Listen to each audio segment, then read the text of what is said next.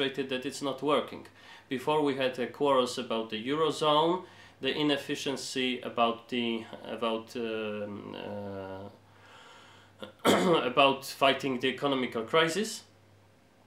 So they have justly observed that European Union is not working, and Lega Nord was always when you are liberal, you are of course for global market, but you are and to some extent for global immigration, but you are also considering how much immigration is enough, and how and you are also concerned with assimilation, and you are also concerned with the culture of the immigrants, for instance. And when they are seeing so much regressive leftist utopian visions from the European Union that they are pushing with all this pro-migration policy on the level of the whole European Union, and they are and the most pro-European Union heads of state and their accomplices, for instance, like Mrs. How she is the successor, the nominated successor of Angela Merkel, the Annegret KK. She has stated recently that she would make gladly all immigration legal, and therefore eliminate the problem with illegal immigration. Just make every immigration legal. Yeah, why not? Yes, a crazy idea. So when they see how much regressive leftist utopian visions are today on the in the European Union government and the European Union Parliament, then they can then the switch is now totally understandable, and it can be easily explained.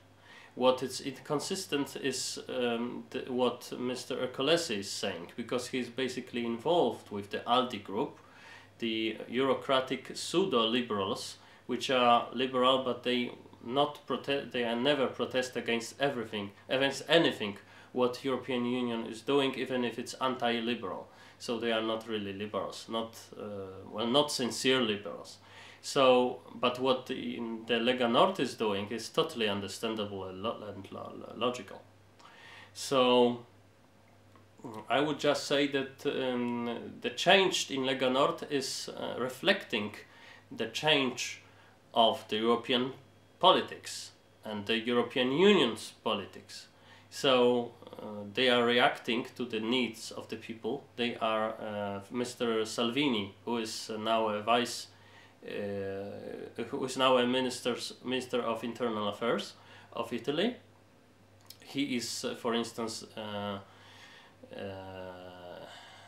making the deportation of, for instance, Nigerian pseudo refugees, the immigrants who presented themselves as refugees. He is pushing on their departure, which is a liberal thing to do, because there is no reason on earth why the liberal state of Italy would accept a pseudo refugees with very anti-liberal vision of the world and often aggressive towards the host nation. It's no reason on earth why Italy should do it on, for instance, humanitarian reasons. They are not refugees, so they are not in real danger.